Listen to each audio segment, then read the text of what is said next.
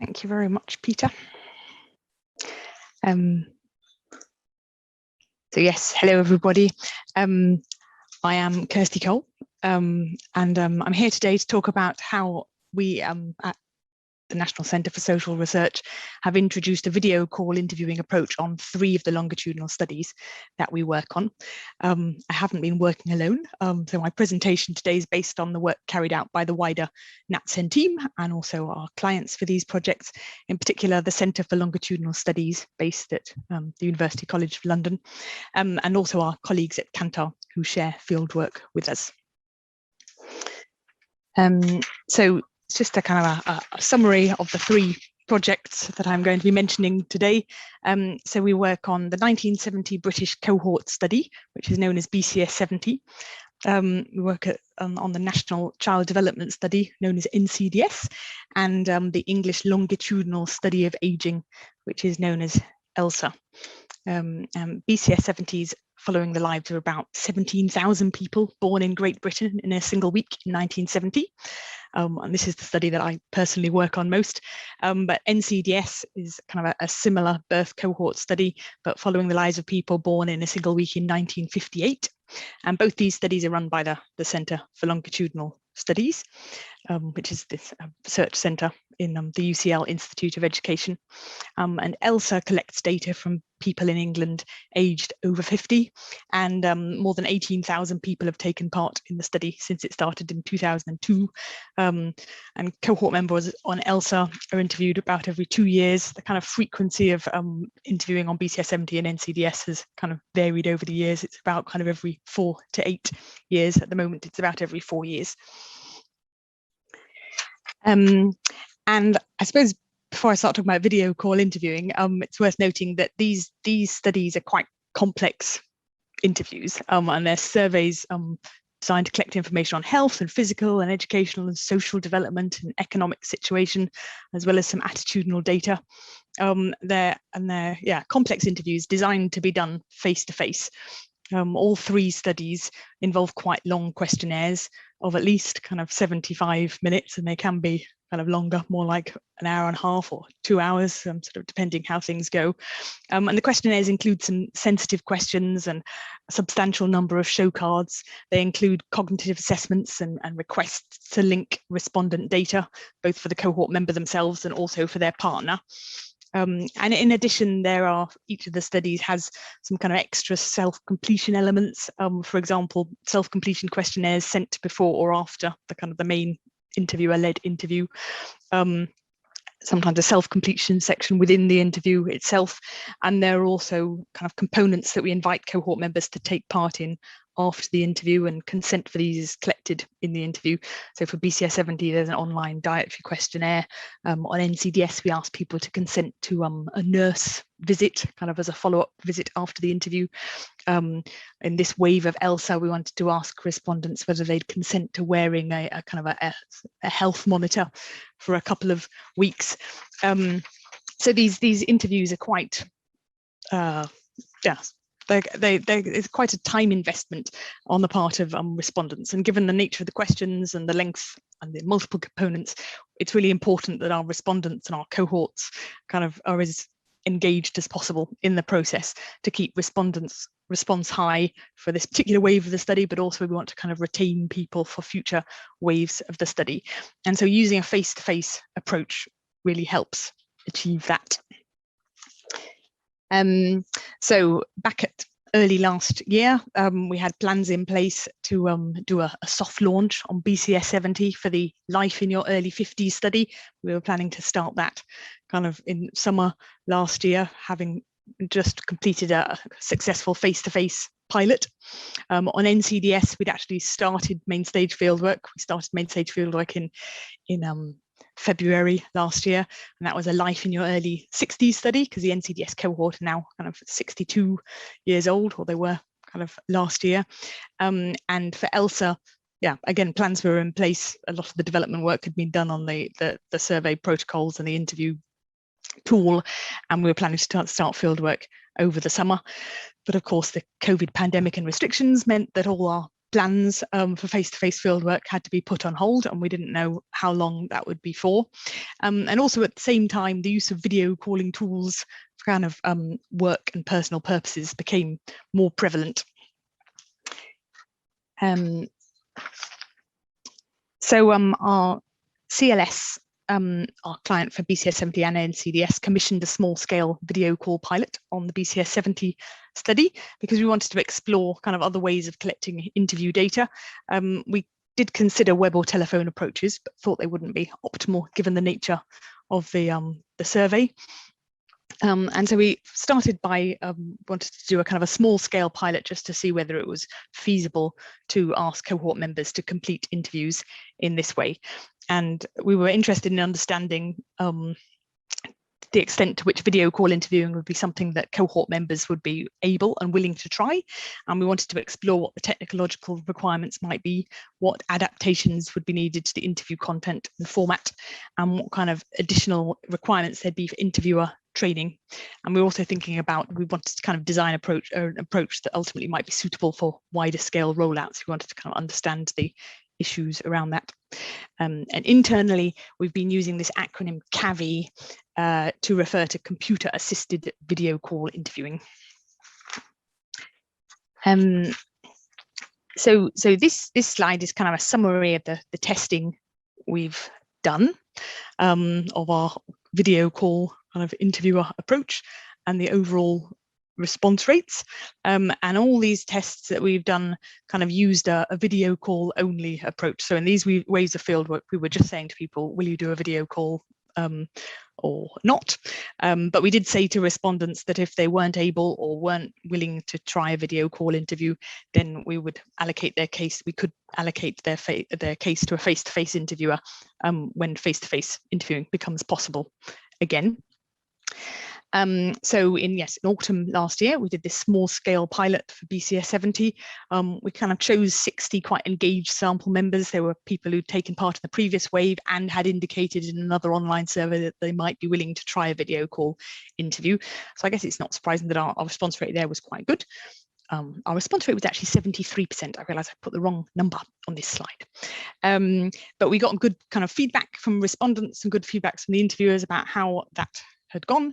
And so we then we piloted a video call interviewing approach on the NCDS study and on the ELSA study in spring last year. There are about 300 kind of more representative sample members in each case. And on NCDS, we got a response rate of 46%, and on ELSA, a response rate of 32%. And as you might expect, the percentage of sample members kind of saying they were happy to participate in a video call interview was a bit lower for those in older age groups. So in the ELSA sample, there's, the sample's aged over 50, but there's people in their 50s and their 60s and their 70s, and even some people in their 80s and 90s. If you kind of limit the sample in the ELSA pilot just to people who were 70 and below, the response rate was 43%. So there's a definite kind of trend that people in older age groups either felt they couldn't do a video call interview or they preferred not to do a video call interview.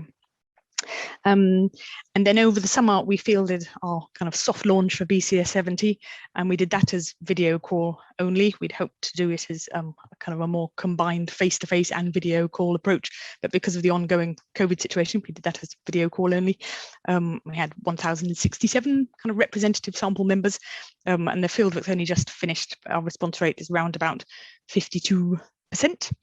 I'm going to talk a little bit more about these results, but I just wanted to kind of give an overview of what our approach kind of entails.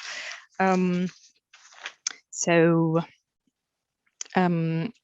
obviously there were slight differences between the studies and between the different tests, but kind of at a high level, I think these are the key features. So we're using MS Teams to do these video call interviews. And it was largely a kind of a consideration around data security was the main thing that clinched it. And this was approved by UCL's kind of information security group. We wanted to use MS Teams because it offers end-to-end encryption, and something like Zoom didn't offer that at the time we were making decisions about the tools. And MS Teams included all the features we needed to carry out video call interviewing and was approved for use by NatCen and Kantar interviews, because Kantar share fieldwork with us for BCS 70 and NCDS. We developed kind of protocols and instructions for conducting interviews via video call. We made a number of modifications to the questionnaire kind of components and interview process to work for video call interviewing, which I'll also touch on the next slide. Interviewers were trained by the research and field teams on how to do video call interviewing, as well as on the studies themselves. We've made sure that we give interviewers time to practice and ask questions after attending the training sessions. And so far, these things in kind of pale green are the things we've done so far, but I suppose this might change as we hopefully combine our CAVI approach with face-to-face interviewing as well. So far we've been using interviewers with kind of face-to-face experience to do these video call interviews. So far, all the testing we've done has been kind of with remote contact. So all contact has been kind of via telephone and email. So we've had to exclude from our sample people without telephone and email details on our system. And only limited tracing activities have been possible because we haven't actually been able to physically knock on people's doors. So yes, high level, it's kind of the modifications we made to our questionnaire components. So instead of having paper show cards, the interviewers share their screen with the respondent on MS Teams. And we found it works best that they share a page of a PDF file and kind of pick the appropriate card to show to the respondent. We had to make some adaptations to make cognitive assessments work via video call. But on the whole, they've adapted quite well. So for instance, the interviewers had to share sound files for some of the video call assessments. Some of them have been achieved by showing things on screen via show cards. Again, one of our cognitive assessments, we sent something to the respondents in advance, so they had a paper sheet ready to refer to at that point in the interview. There's normally a self-completion element of the BCS 70 and NCDS interviews, but we've kind of replace that for CAVI interviews with a short web survey. And the idea is the interviewer sends the link to the respondent via the chat function in MS Teams. We have a section on data linkage. Normally there'd be a leaflet that the interviewer hands over, but the content of the leaflet's been shown on screen via the kind of share content function. And we've been collecting consent data kind of based on verbal consent, which we'd already moved to doing on BCS 70, even when we thought we were going to be doing face-to-face interviewing. And the paper self-completions work much as they did before, except now we're reliant on respondents sending them back rather than handing them back to the interviewer at the end of their interview. So yeah, actually, just to say, I suppose so our conclusion is that all the components probably of the BCS 70 interview can be done by video call. I guess most of the components of the NCDS interview-led interview can be done by video call, but obviously not the nurse visit. You know, that we're going to have to wait to face-to-face interviewing to do nurse visits. And the ELSA interview doesn't include a nurse visit in the current wave, but normally the ELSA interview includes a timed walk and a weight measurements and sort of kind of health measures. And these two components are excluded for the video call kind of interview. Just trying to go on to the next slide. There we are. So this is just our kind of our summary of how our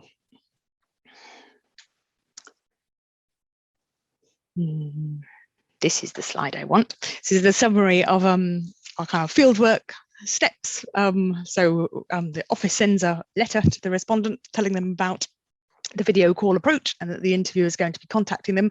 And that advance letter does mention that if they don't want to do a video call, it is possible to do a face-to-face interview later. The interviewer makes contact ideally by phone. And I suppose the key question is, do you have access to an internet connected device that you can use for a private video call? And they have to try and determine whether the respondent's willing to make an appointment for a video call interview.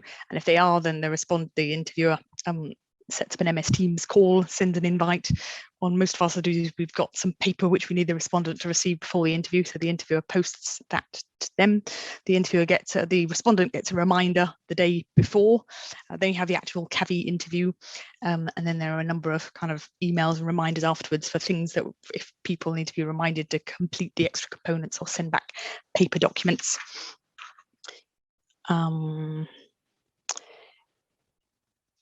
So kind of what did we find out? I suppose in terms of willingness to participate, we were actually quite pleased with the kind of response rates we've got. We found that many respondents are willing to take part in this new approach, and didn't actually need that much convincing.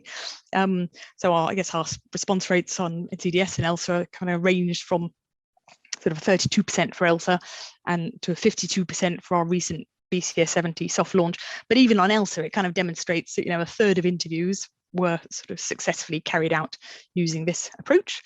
There were some people who initially expressed a bit of concern about whether the technology would work and whether they'd manage it, but everyone kind of went on successfully to complete the interview. Not surprisingly, a proportion of respondents said they prefer to wait for a face-to-face interview, and that proportion was lower for, I think on BCS 70, maybe there were 10% of people who said I'd prefer to wait for a face-to-face interview, and it was something like 25% of people in NCDS said I'd prefer to wait for a face-to-face interview, and about 35% of people on ELSA said I'd prefer to wait for a face-to-face interview.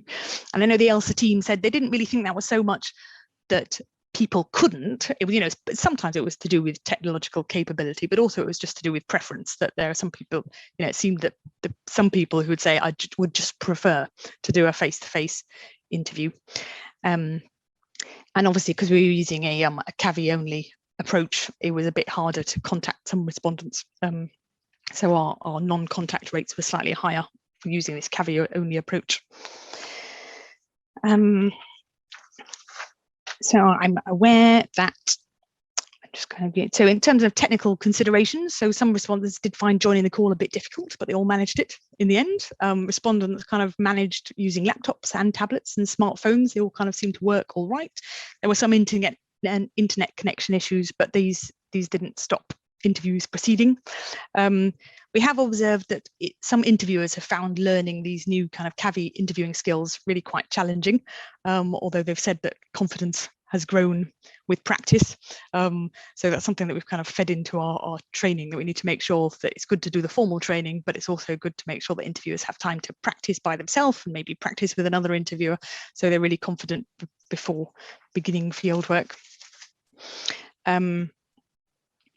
So in terms of, I've talked about our kind of overall response rates a bit, and we were quite pleased that there weren't any significant issues with respondent engagement reported. So we were doing these interviews via video call, quite long interviews, maybe an hour and a half, maybe 2 hours long, and respondent engagement wasn't a particular issue. And we haven't yet done a kind of full analysis of what are the differences in the data you collect via video call versus face-to-face, but on the face of it, things seem to compare quite favourably in terms of completion rates for cognitive assessments and data linkage consent rates. Return rates for paper documents is fairly good. I mean, we'd like that to be as high as it can be, so it's going to be something we're looking at. The completion rate for our kind of web link CASI was a bit lower than we would have liked it to have been, and obviously lower than it would have been if we'd been doing a CASI and a face-to-face interview. And there's a few reasons for that. I mean, there were some technical issues about sending the link via the chat function, and some respondents found it difficult to click on the link and access a web interview while they were on a video call. But I think maybe there was also something around, there were some interviewers or some respondents who just sort of thought, oh, well, it'll be easier to do it later if I get that option. So we're kind of looking at that for future waves, because we find that if people say they'll do it later, they don't necessarily do it later. So we'd prefer to encourage as many people as possible to do the self-completion during the interview itself. And in general, people who took part in a video call interview were positive about it. And some people said that they'd still prefer a face-to-face interview, even though the video call interview was okay. But there were some people who actually said they found a video call interview more convenient than a face-to-face interview. So, going forward, they might even prefer that over a face-to-face interview.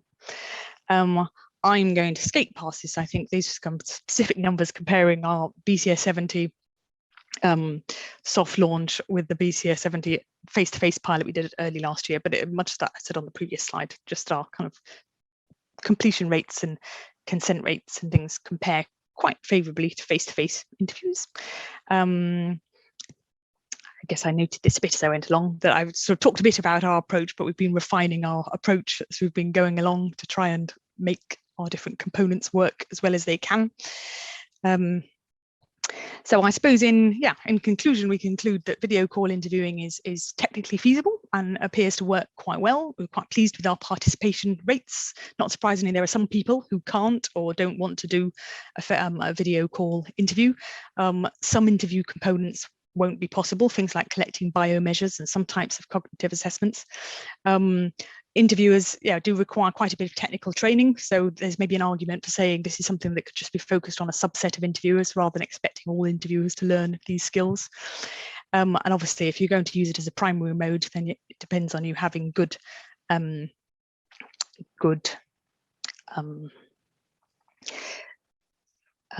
contact details for respondents. This is just my final slide. Just say we are planning to continue to use CAVI as a mode on BCS 70 and NCDS and ELSA, because we've got positive feedback from respondents, and also because of the kind of ongoing uncertainty of the COVID situation, and because we've demonstrated that you can carry out interviews in this way, quite a significant proportion of interviews. But we do hope that in future waves of fieldwork, we'll be able to use a kind of combined face-to-face and video call approach.